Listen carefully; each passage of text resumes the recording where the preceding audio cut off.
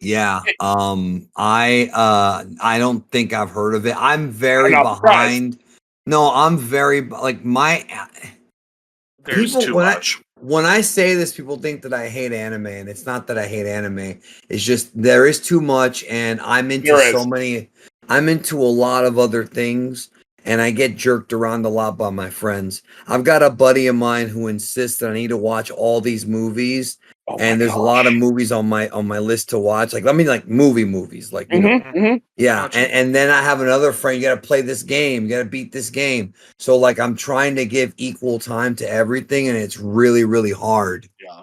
It Like is it's difficult. I really keep tough. saying there's- we are in a legitimate golden age of anime where there is just so much available.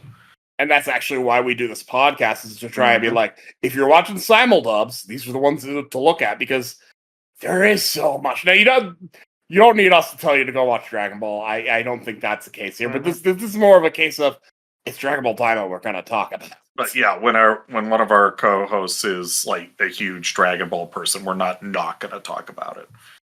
That's good. You should. Yeah, I mean it's also me. There's no way I wasn't going to talk about Dragon Ball. That's what I was meant. That's what I meant to. Right. No. Me too. Yeah. No, I was just curious what you thought about, because like that. Yeah. No. I mean, I just have no complaints. The script. No, it's all great. I actually thought she was less annoying as Mini Bulma than the. Maybe it's because of the script. I actually would agree. There's that, and because her being chipified, it's less annoying because it comes off as cute and precocious, right? As opposed to when an adult woman does this, it's annoying. Like oh god, wishing to have a big ass. Like in no, it just in what's it? Laid Back Camp. The little sister of one of the characters, who I summarize her as she is a material girl in a material world, and for a little girl that comes off as cute, albeit a little annoying. But in the epilogue movie, you see her as like a young adult, and she's still the same way, and it's much less cute. Did you say layaway camp? Laid Back Camp. Is that an R.L. Stein Goosebumps book? No, it is one of the most. It's probably my favorite anime. Really? So yeah, it's. You know what's funny is I haven't even seen it is exactly. I didn't. Right. So I'll make you guys at least watch 1 or 2 episodes if they ever when the 4th season comes out. But eventually, so you Danny, guys don't run to everybody, Danny and everybody else. Don't run out and watch it. The next time you are like legitimately sick and laid up in bed, watch this show, Laid Back Camp. It is this is very the standard good pitch medicine. for Laid Back Camp, is watch it when you're sick. Yeah, it saved my life when I got COVID. Wait, so it's a show that you're supposed to watch when you're not feeling well? Well, that's why you do it.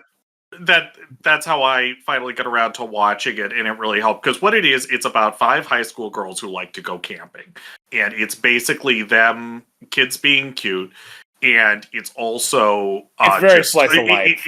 It's pure slice of life. There's almost no drama, no fights, no nothing. There's occasional problems that come up that they have to figure out, but it's mostly about here's how beautiful Japan is, and isn't it? This is kind of the way life should be, sort of thing. I find it interesting that that's your favorite show, and it's actually refreshing to hear, because most of the people I talk to about anime, their favorite shows are usually something shonen or like superhero related. When I do think there's a lot, like I got into Love Hina. I'm not a shonen person at all. Yeah, I don't know what I am, but I know I got into Love Hina way back in like the early 2000s, and I was like, this is pretty entertaining, even though it's not my typical cup of tea. Because at first, when you're first getting into it, you just want action, whether it be robots or whatever. I love my shonen action. I absolutely adore that, but I do love other stuff. Like last season, one of my absolute favorites was Honey Lemon Soda. It's just this drama, like a love drama, but I loved it. It was really good. And I don't normally like romance anime, but I love that one. Did you cry? Yes. Okay. That means it's good. I did. Ark can validate that you were there. Oh yeah. Oh yeah. No, that they know I teared up how a to little bit. no, they know how to hit you. They know how to hit you sometimes. Well, the one that the reason that one got me is that the lead character is the lady. This is gonna sound really dumb because it's a little girl, but she reminds me of the way I was when I was a kid. No, that High schooler, and I can totally see it. that makes sense. I mean, that's not that crazy. Even if it's different gender. Yeah, because it really is. It's a coming of age story that happens to involve a romance. Yeah. Well, and Both can be great. the reason I identify as a character who's heavily bullied, who's very depressed, who's trying to kind of get out of her shell but having trouble with it. That was me. Whose self-esteem has been destroyed from all angles, both bad meaning and well-meaning, ironically. In her case, I don't know about LK. Yes. No. Yeah. What's it called again? Honey lemon soda. Honey lemon soda. It's 12 episodes, right? It's a Crunchyroll show. Yeah, it's 12. Yeah, highly recommend. It's only 12 episodes? Yep. That's standard these days. Okay, again, it's been a while. I thought most anime shows were like 24 episodes, right? Not these one days. Core? Nope. 12 is the core. 12 is a core now? 12 or 13 is a core now. And it's been that way for a long time. I didn't know. I know. I'm very behind. There's more coming out now, but it's more diversified. What you'll see is if you for longer form shows, what they'll do is what they call a split core. So if you want something, if they do that sometimes, like where they'll do like, here's 12, 13 episodes, take a season off, come back the next season, and then they get you 12, 13 more. That makes sense. It's just to me, 12 episodes is pretty easy to get through. It is, and that's a lot of animes like well worth your time, I think.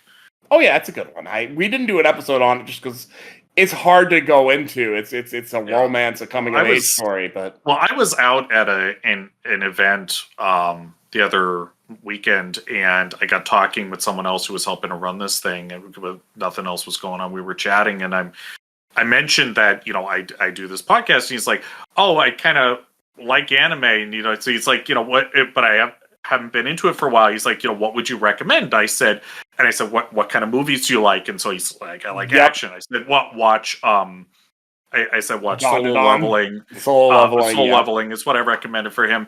And he's like, "My wife likes romance stuff." I said, "Honey Lemon Soda." And he's like, "What is something to watch with my kid?" My Hero Academia. Yeah, pretty much. Anime is just to get you started. People like to think of anime as a genre, but it's not. It's a medium. No, that's what I always tell people. People are like, "Oh, I don't like anime." I'm like, "Oh, so you don't like Hollywood?" And they're like, "What?" And I'm like, "Anime is not just Dragon Ball. It's a genre, or it's not even that. It's a medium. It's a medium. Yeah, is the word." And so I said, there's all different stuff, and so there's things you like. If I look at check into it.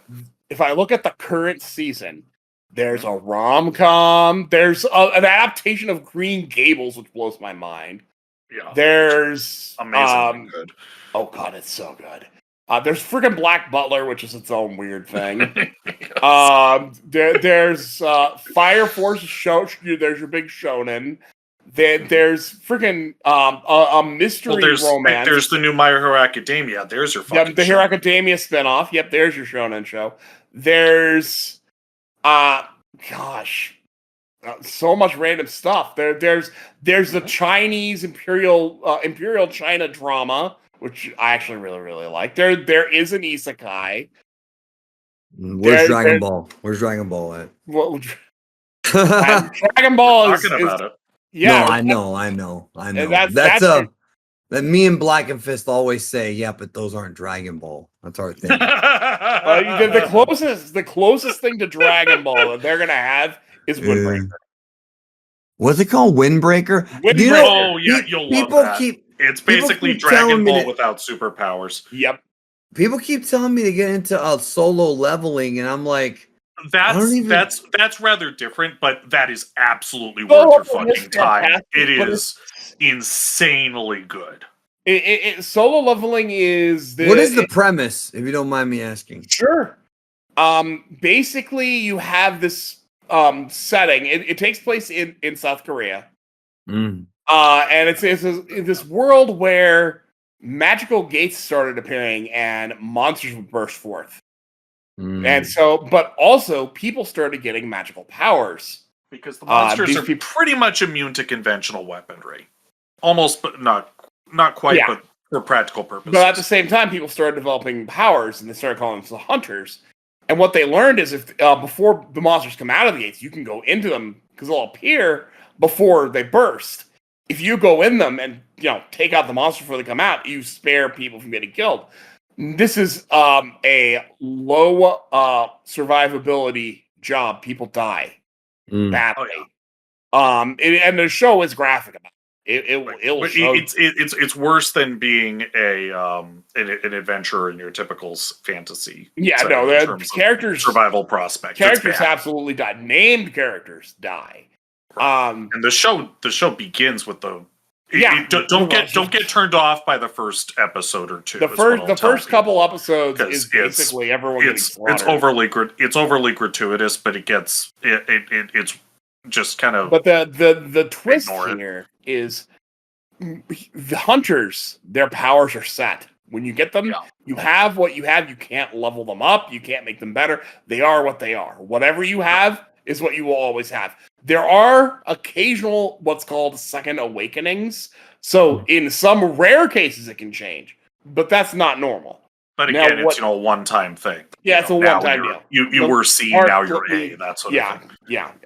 So our main character is a character who's an E rank. He can barely do anything, but he's doing the job that's this dangerous because his mom is in a coma, his dad is God knows where. And he's got to right here. No, and he's got a younger sister who's in college. He's paying the bills. Mom's in permanent medical care, so he's got to pay for that. He's got to pay for the college. He's got to pay for rent. And the only job he can do that does that can pay enough is the hunter job. So he does that. He barely scraping by, but he is scraping by. But this job, they get into the situation where basically everyone is getting slaughtered. He has the mind to see through what's going on and the care to sacrifice himself so other people get out. And he dies, except for he is given the chance to come back. And so time kind of rewinds for him. And now he's got the power of something called the system where he does level up. But it's just him. RPG system. There's these status screens only he can see. This system is giving him quests, giving him rewards. There's an in-game shop, and that's why he rapidly starts to become completely overpowered. Wait a minute. Why didn't you tell me that from the beginning? Well, because you should have just seen. No, you should have just said that, and I would have already been interested. Okay. Because the thing is, he's the only one, as far as we know, who has this. And so now we're getting into, at first it's, oh my God, he's getting so powered. Now we're getting into what the hell is going on. So some of the critters in the gates talk to him and they don't see him as human. So something's happening to him. Yeah, there's so many things going on. Go watch it. It's very much worth it. And it's the narrative 24 episodes, I think now, 2 seasons out. Yeah, more I think on the that's way. Right. I hope so. They better. It is very good. Yeah.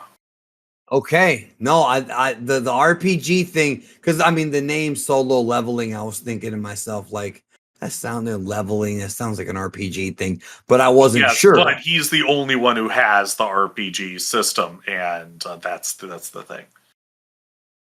I like that though. It's like he's almost like a good version of Bateman from American Psycho. Right. It's all in his head, or is it? Well, it's definitely not all in his head because but there's a question of what happened and why and what's going on. That again, we've done episodes on it. We've done episodes on it.